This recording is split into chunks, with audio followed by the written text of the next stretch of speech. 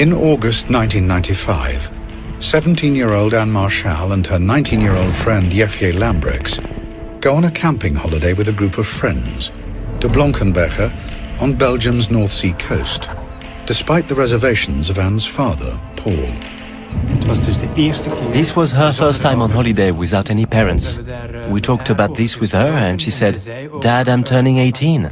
And then my wife too said, "Well, we'll have to let her go sometime." During their holiday, Anne and Jefje attend a hypnotist show. Whilst on stage, they're filmed by a member of the audience. Later that night, Anne's father receives a disturbing call. We received a phone call from one of the friends who told us that Anne and Jefje had not returned from a show they had attended in Blankenberge the previous evening. I was really panicky. Like, something's wrong here. This doesn't add up. When Paul Marchal meets the police himself the following day, he's worried by their apparent lack of concern. So I asked, "So what are you going to do?" "Just don't worry, the girls will be back. They probably just went looking for adventure. They will most definitely show up." I was shocked. I had always thought that the police are there to make sure everything works out fine, everything works out safely.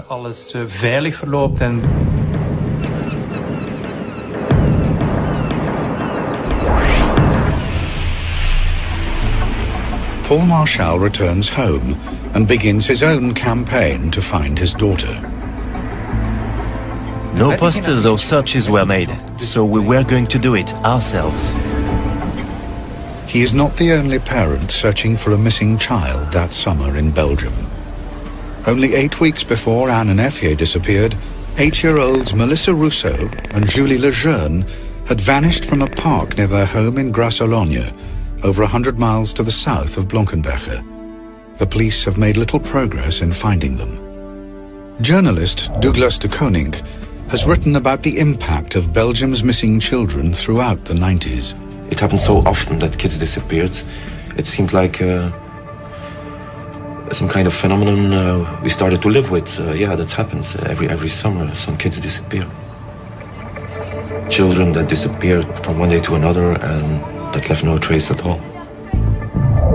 Some politicians like Vincent de Crowley are also becoming concerned. A child disappearance was considered a relatively ordinary problem, treated like an ordinary theft. The dominant view within the Belgian police was to simply wait for 48 hours, giving priority to the theory that they had simply run away. But these first hours are critical. Studies show that 91% of abducted children are murdered within 24 hours. In Belgium, usually during the first hours, the police told the parents, "Thank you, we have written it down, but please come back to see us in a few hours or days." 6 months pass and the girls are not found. The police appear to have no leads and no idea whether they're dead or alive. The frantic parents continue their campaigns, but slowly, hope begins to fade. Only in late February of the next year, only then did I start considering it was possible that we were now searching for dead girls.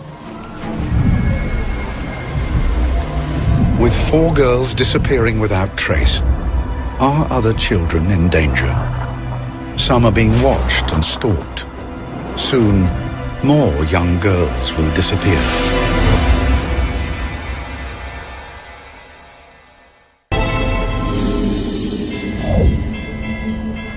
On a summer's day in 1996, 12-year-old Sabine Dardenne begins her ride to school as usual.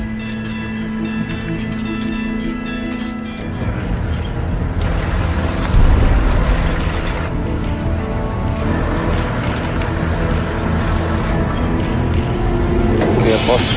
Mets-toi tout près, colle.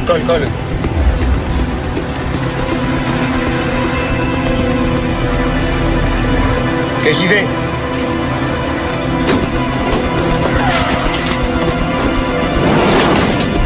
Bouge pas! Vite!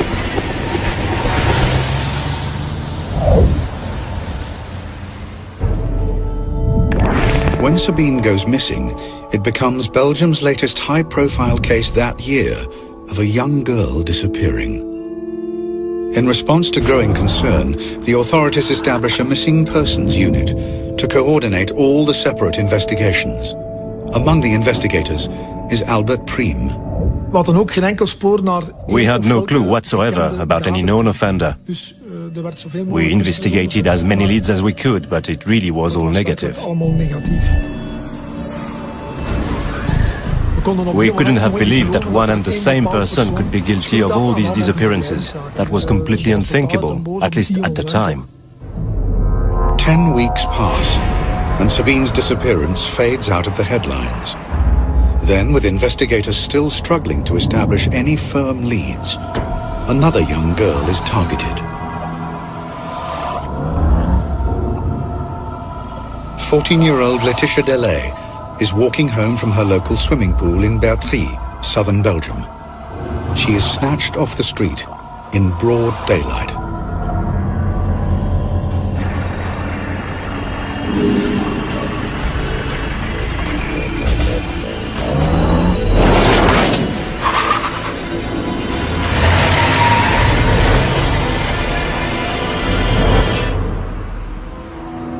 With 6 girls missing, there is strong public pressure to get results. Michel Demoulin, an investigator in the small town of Dinan, is one of the extra police officers drafted in to search for Laetitia. Well, on the 9th of August 1996, the day Laetitia went missing, I was called upon to participate like other investigators in searches regarding this disappearance, since the investigation so far had yielded loads of data that had to be verified.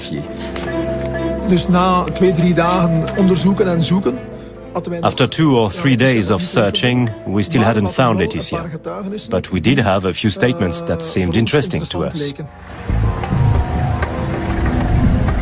One statement came from a local resident who has noticed a suspicious vehicle in the village. We were able to work out some parts of the registration number of the van, a white van. Also a good description of the van.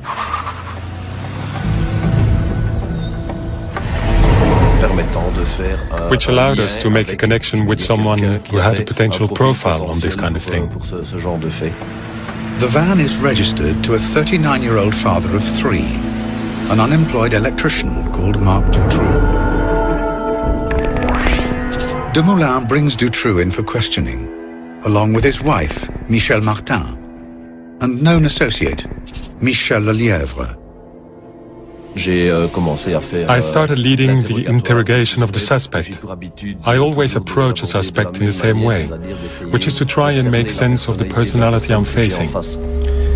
Avez-vous suivi l'actualité de ces derniers jours? Je sais pas ce qui se passe en Belgique. J'ai pas la télé. Connaissez-vous des personnes répondant au prénom de Laetitia? Non. Vous êtes-vous déjà rendu à Bertry? Je sais pas. By now, Laetitia has been missing for 6 days. Statistically, her chances of survival are slim. With Dutroux not talking, Demoulin and his team turn to the other 2 in custody. Michel Lelièvre, a drifter and heroin addict who has been assisting Marc Dutroux, caves in under questioning. Il m'a dit, je l'ai vu. Il a remonté la rue en direction du véhicule. Lorsqu'ils sont arrivés à hauteur de la voiture, la portière était déjà ouverte. Il a poussé violemment à l'intérieur. Il a crié une fois. Dutroux's wife, Michel Martin, also confesses and attempts to distance herself from her husband. Je suis honteuse pour mon mari. Je suis sidérée par les faits commis par mon mari. J'ai conduit le véhicule jusqu'à Marcinelle. Marc est toujours resté à l'arrière, près de la fille. Michel Lelièvre's confession means Inspector Demoulin now knows that Dutroux has taken Laetitia, but he doesn't know if she's still alive. When you are looking for a victim, you're hoping to find them alive, so you do have to be firm. Nous savons tout, Monsieur Dutroux. Je veux que vous nous portiez à Marcinelle et nous montriez ce que vous avez fait avec Laetitia Delay. But he isn't prepared for what happens next. Tu sais quoi? Je peux te donner 2 filles. Derrière moi, il y avait effectivement. Behind me, there was a poster about Sabine's disappearance.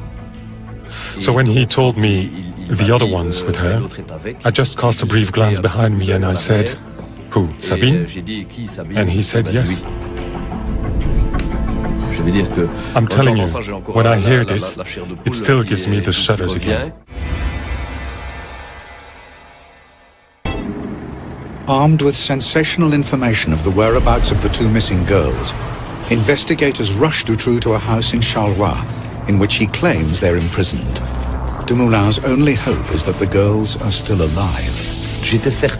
I was quite sure he had told me the truth, but at the same time I thought it was almost impossible they could be there.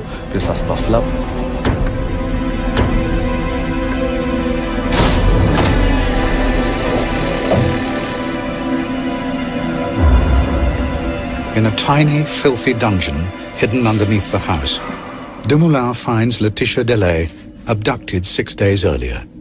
And incredibly, Sabine Dardenne, still alive 80 days after disappearing.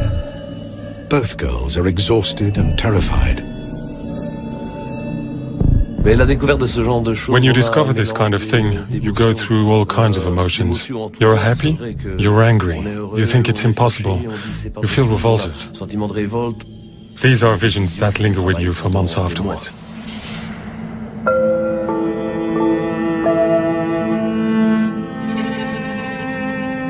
Under the full glare of the world's media, the 2 girls see daylight for the first time since their abduction. I recognized Laetitia at once, but Sabine, at first I couldn't really believe it, and I wasn't the only one.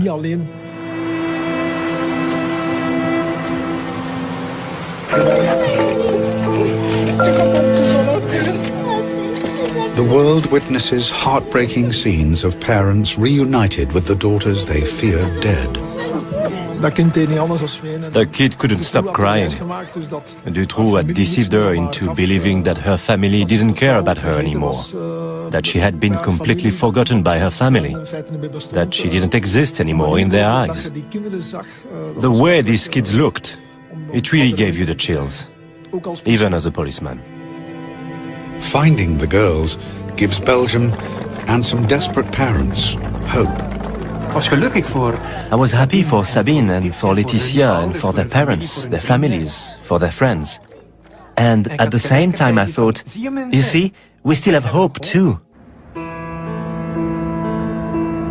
But after further questioning, Dutroux leads the police to other missing girls over the following 2 days.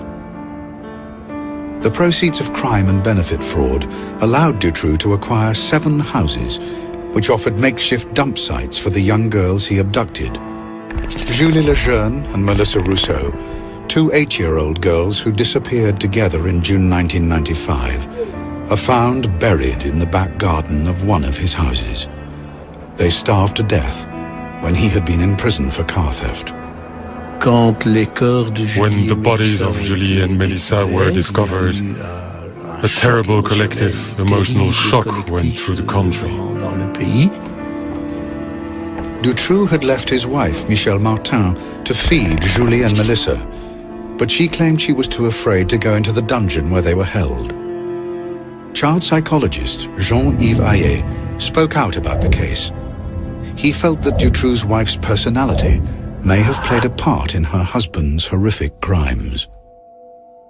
I think Michelle Martin was a passive and masochistic woman, and I think she was very afraid of him. To me, she's responsible as well, for not having talked, for not having turned him in. Well, she could even have done it anonymously, if she was so afraid. But she didn't.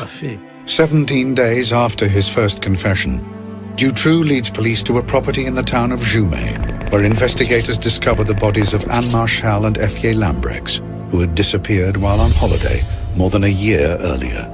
The girls had been drugged and buried alive. For Paul Marchal, the search for his daughter is over. It was of course very painful. It's hard to accept at that moment.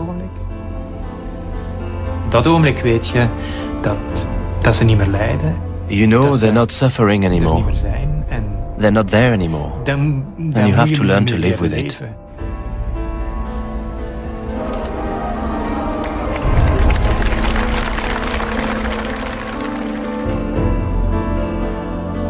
All 6 missing girls have now been found.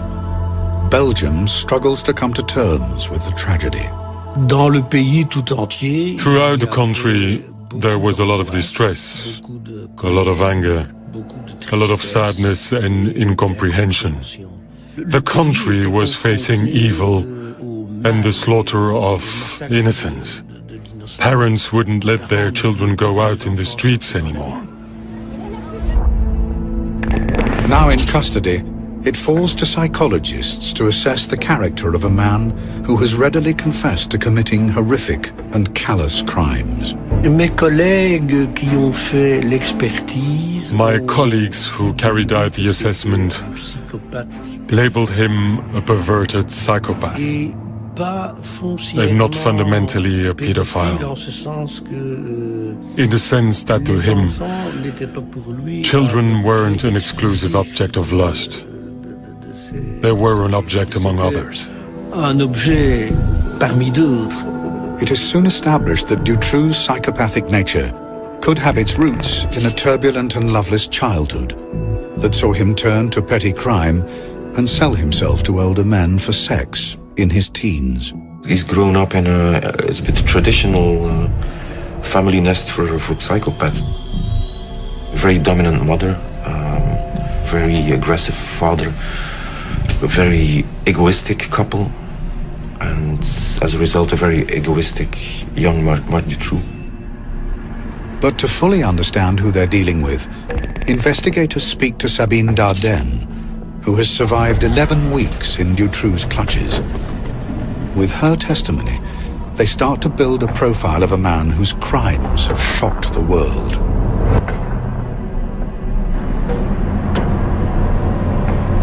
After being snatched on her way to school, Sabine was driven to a house in Marcinelle, a suburb of Charleroi, a city in Belgium's decaying industrial heartland.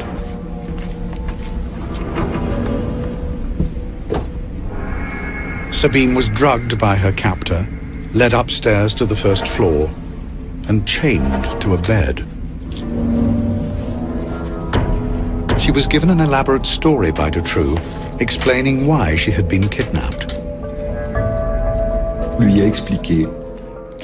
explained to her that she had been kidnapped in exchange for a ransom, but that her parents had refused to pay the ransom, and so the people who had ordered the kidnapping had given him the order to execute her. And since he himself was very nice, he had decided to protect her. On dirait qu'ils t'ont abandonné. Tu peux t'estimer heureuse d'être avec moi. Tu peux même dire que je t'ai sauvée. In exchange for this protection, she should grant him some favors, and everyone understands what that meant. Trapped and alone, Sabine Dardenne was repeatedly raped by her captor, or in his words, her savior. He's someone who likes to hurt. He's someone who likes to practice mental manipulation in all regards. To hurt mentally, to hurt physically.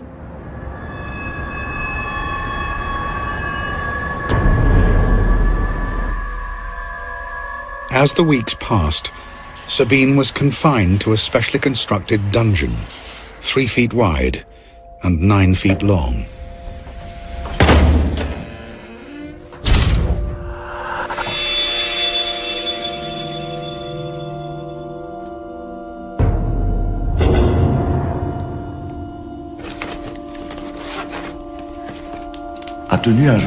She kept a diary day by day, in which she drew a cross when Dutroux had come and abused her.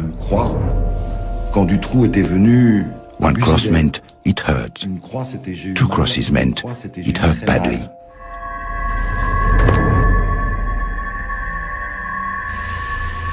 Sabine's captor allowed her to write letters which he promised to send to her parents. I promise to be less selfish and also lend my things, be more helpful, be better-tempered. I'm sure you'll find that I've changed.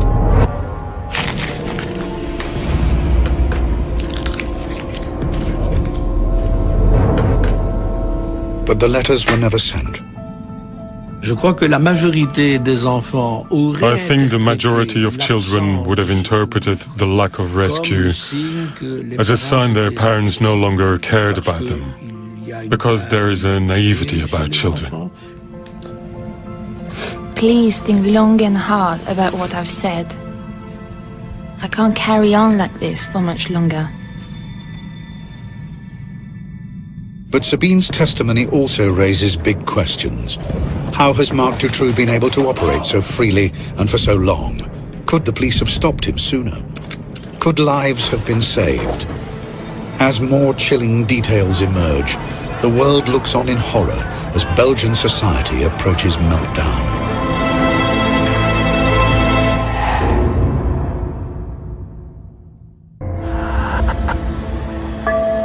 In August 1996, 12-year-old Sabine Dardenne and 14-year-old Laetitia Delay were rescued from a cellar beneath a dilapidated house in southern Belgium. Laetitia had been imprisoned for 6 days, Sabine for 79. But while they have survived, 4 other girls have perished at the hands of their captor, Marc Dutroux.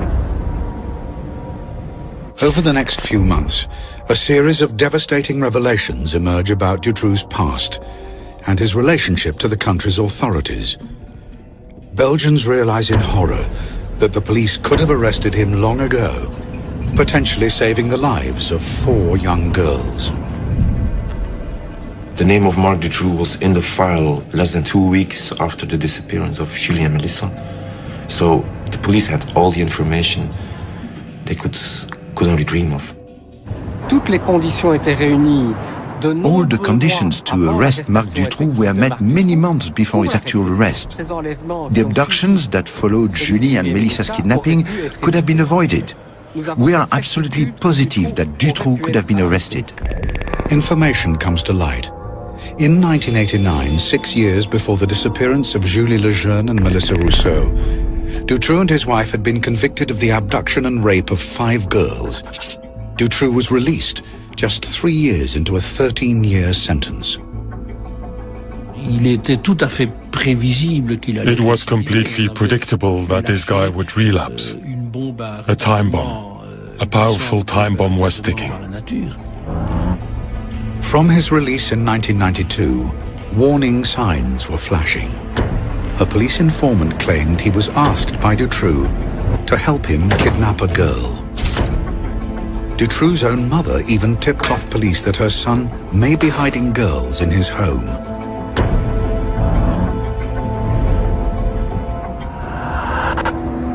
Eventually, in August 1995, the police put him under surveillance, an operation codenamed Othello. A camera was hidden in a railway wagon in front of his house in Marcinelle. This camera was in front of the house the night that Anne and Effie were kidnapped. The problem was that Dutroux chose to do this kidnapping at night, and the police turned off the camera at 6 o'clock in the evening. Afterwards, they tell us that for operational reasons, this camera has only been turning from 8 o'clock in the morning till 6 o'clock in the evening or something. This is very intelligent if you want to catch someone, a pedophile, kidnapping girls. The officer in charge of Operation Othello, René Michaud, visited the house in December 1995. Dutroux had recently been questioned about stolen cars, and investigators used this as an opportune moment to search his house.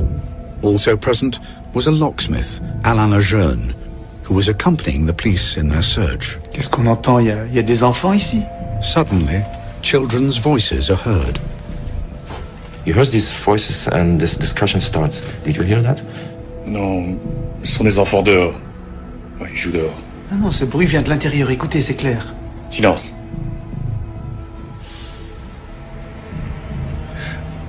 Et puis c'est qui le policier ici? Allez, on y va. Locksmith said, I heard voices and it was absolutely clear that they came from there, from 2 meters from where we were standing. The voices are Melissa Rousseau and Julie Lejeune. 3 months later, they were dead. Do not forget that this Julie and Melissa disappearance was the top story in Belgium. That was the top priority of police. At least that's what they told us. Michaud found videocassettes during his search. They didn't watch the tapes. The explanation afterwards that they didn't have a video player.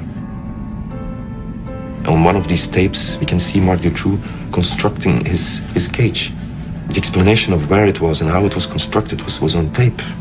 They just had to watch it, but they had no video player. There again, that's official version. Sorry, I don't buy it. René Michaud always claimed that the door to the dungeon was so well hidden, it was impossible for him to realize its true significance. A claim backed by other investigators who have been in the house. The space in which the children were confined, it was hard to see, because shelves had been placed in front of the door. There were plenty of boxes, rubbish, everything was stacked. So no one could ever suspect that behind that wall, a cell had been built to hide children in.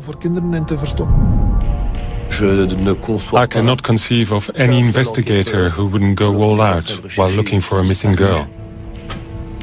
Michaud, who died in January 2009, stated that his failure to find the girls haunted him. Others are skeptical. To accept the word incompetence, sorry, there's a limit to what you can consider as being incompetence. Toute la Belgique recherche ses enfants. The whole of Belgium was searching for the kids. And the gendarmerie knows Dutroux, with his past as a child abuser. They know he's building suspect hiding places in some of his houses. And yet, for some totally incomprehensible reason, Marc Dutroux wasn't arrested.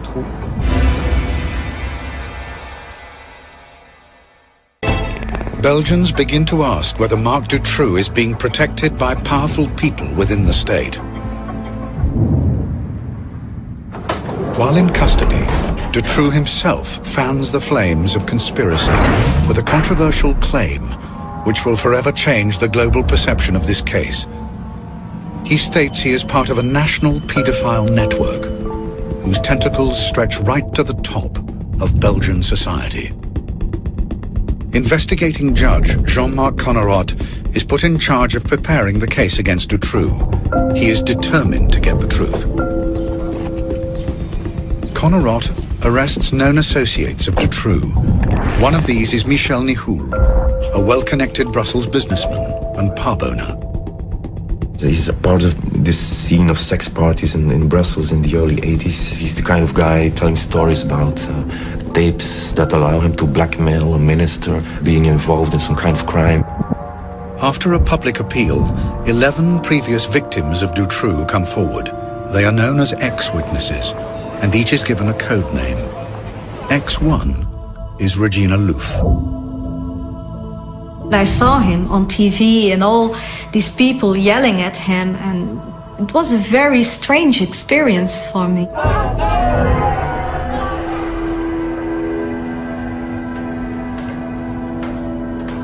Regina Louf, now a mother of 4, recognizes Marc Dutroux and Michel Nihoul from her childhood. My mother had a boyfriend, and he hired me again to other men to sort of a prostitution network, and there I met Nihoul. So these parties were organized for other pedophiles, and there they took 1 to several children, and they had sex with them, of course, or they took photographs or films or making movies, everything. The people who were going to these parties were big businessmen. There were also politicians. Accompanying Nihoul at these parties, according to Regina, was Marc Dutroux. If this story is true, Connerot appears to have stumbled upon evidence that a paedophile network involving Dutroux, Nihoul, and powerful people in Belgian society does indeed exist.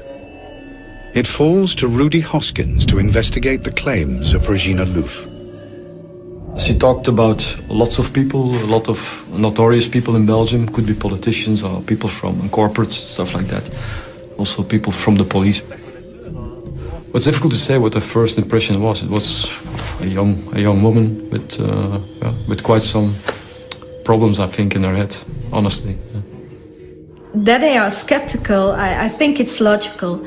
But the only thing I asked from them was to do their job and to look for clues.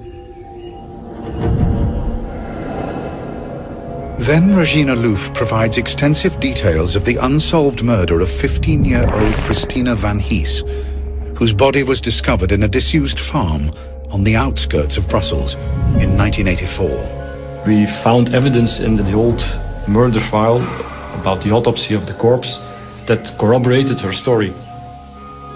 The way the victim was bound with the hands on the back and all kind of stuff they did to the victim. And there were really things she gave in her interview that were not publicly made available at that time of the murders that she told us. Regina Louf's information on the Van Hees murder persuades Hoskins that maybe there is some truth in the rest of her testimony. If there's only 10% or 20%, that's worthwhile investigating further. I think that's, for me, it's very clear. But the implications of this testimony are also clear. A paedophile network of rich clients and criminals, protected by the authorities. There's a big danger if she's right about the crime, the motives of the crime and the way it has been committed. She might be right about the suspects as well. I think people in some level were afraid of that.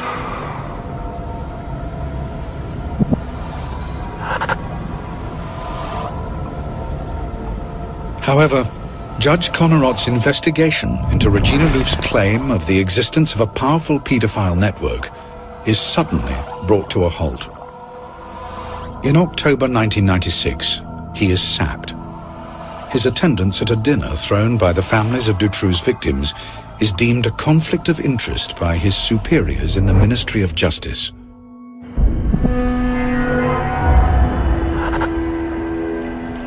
Rudy Hoskins and the team working with the ex-witnesses are summoned to the Justice Department.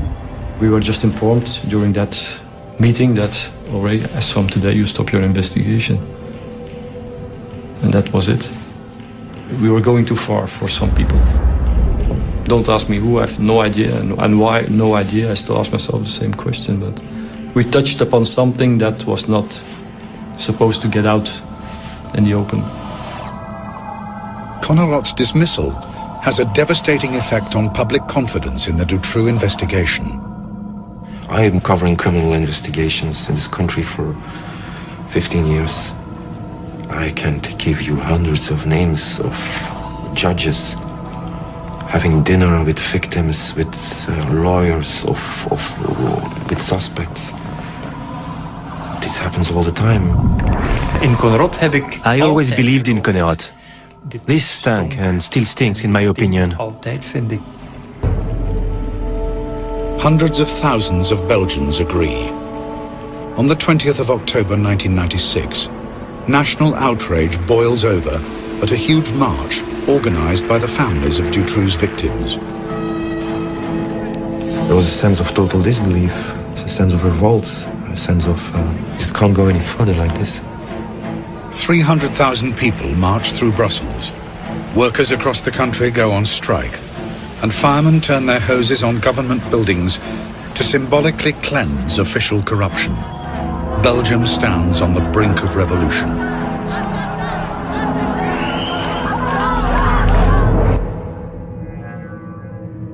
Meanwhile, the man at the center of the storm maintains he is simply a small player in a much bigger criminal conspiracy. And his surviving victims prepare for their day in court. I didn't crack up when I was freed from the monster's grip at the age of 12. But when I turned 20, another severe test of nerve awaited me, face to face with Marc Dutroux.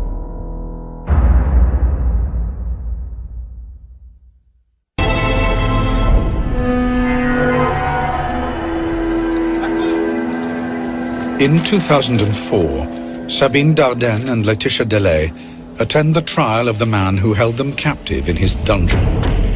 In the dock with Marc Dutroux are his ex-wife Michel Martin and alleged associates Michel Nihoul and Michel Lelièvre. It has taken 8 years to bring Dutroux to trial.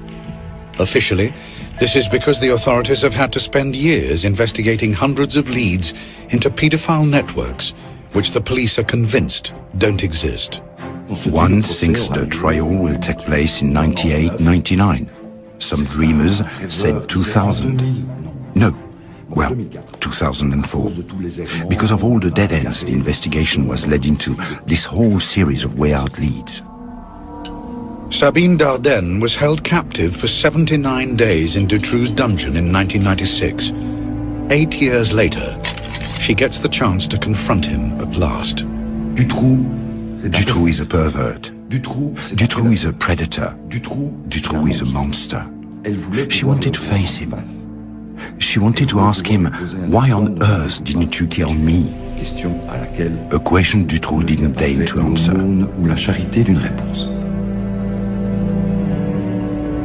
But that isn't the only unanswered question to emerge from the trial. Belgians are split over whether Dutroux is a lone predator or part of a paedophile ring run by his co-defendant, Michel Nihoul. Ik denk inderdaad dat niet alleen Dutroux... I do think it wasn't just Dutroux who killed my child. Ik denk inderdaad dat de politie... I think that the police and the judiciary share in the guilt. But many voices who could potentially shed light on this story are not in court, fueling suspicions of a cover-up. There are a lot of people who died in the entourage of Dutroux very quick after he was arrested.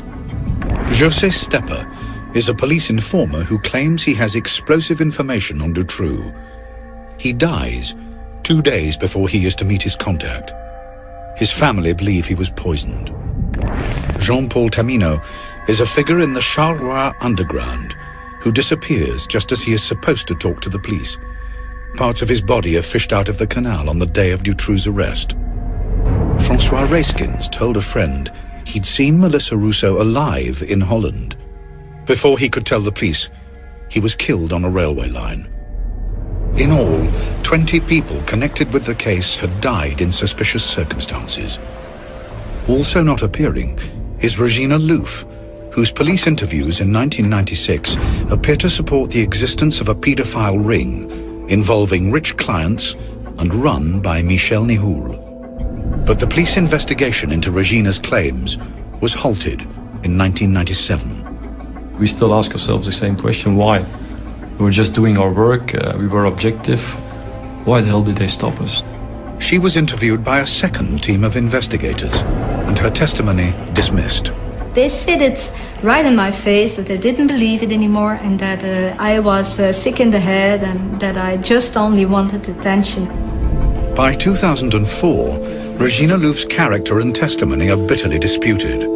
Her motives and her state of mind are questioned, and she is dismissed in the press as a pathological liar. Fantasies sell better than reality. In the Dutroux case, as far as I can tell, the ex-witnesses don't add anything whatsoever, really nothing whatsoever. It's not that difficult to turn a victim in someone who is crazy. You just point your finger at the victim or the witness and say, she's false, she's just a maniac or something like that. In contrast, Laetitia Delay and Sabine Dardenne maintain Marc Dutroux was their only abuser. La seule personne vivante. The only living person who has been in Dutroux's claws for 80 days is Sabine Dardenne. And Sabine Dardenne says, the only one I've seen is Marc Dutroux. So where is the ring? Someone who is acting on behalf of a large and very wealthy ring to sell little girls would not carry out a kidnapping in a ramshackle van registered to himself. And then he would keep this product in his cellar but wouldn't throw it on the market for some 80 days. It makes no sense. Dutroux has never offered any details of the network he claimed to serve. It might be helpful if he says I'm working for an organization, that he would at least give a phone number about the guy, his contact person at his organization. He didn't do that. On the 17th of June 2004, Marc Dutroux is found guilty of the abduction and rape of 6 girls and killing 4 of them. He is sentenced to life behind bars. His associate and driver, Michel Lelièvre, is found guilty of kidnapping and sentenced to 25 years in jail. Dutroux's ex-wife, Michelle Martin, is found guilty of conspiracy to kidnap and sentenced to 30 years in jail. Businessman Michel Nihoul is convicted of drugs offences, but he is acquitted of being an accomplice of Dutroux. Officially, therefore, there is no paedophile network, no powerful clients, and no cover-up by the authorities. The investigation revealed that Marc Dutroux acted alone. We haven't found a single element, neither in the investigation nor afterwards, indicating the existence of a ring, past or present, in our country. But not everyone is satisfied. I think we're never going to get the true story. And I don't believe that there is one person in this country who knows the full story. The questions of whether Marc Dutroux acted alone or if he was part of a larger criminal network have never been resolved. It's obvious he could have been arrested much earlier on. It's definite that Julie and Melissa could have been saved, and that other later victims could have been saved as well. The question will always be whether that was just bad luck or whether other parameters could have been at work. A Belgian parliamentary report accused the police of ineptitude and inefficiencies, but even such damning findings provide little clarity in a case that almost brought a country to its knees. Previously I said, I want to know the truth. Now I say, I want to get as close as possible to the truth, because we're not allowed to know the truth.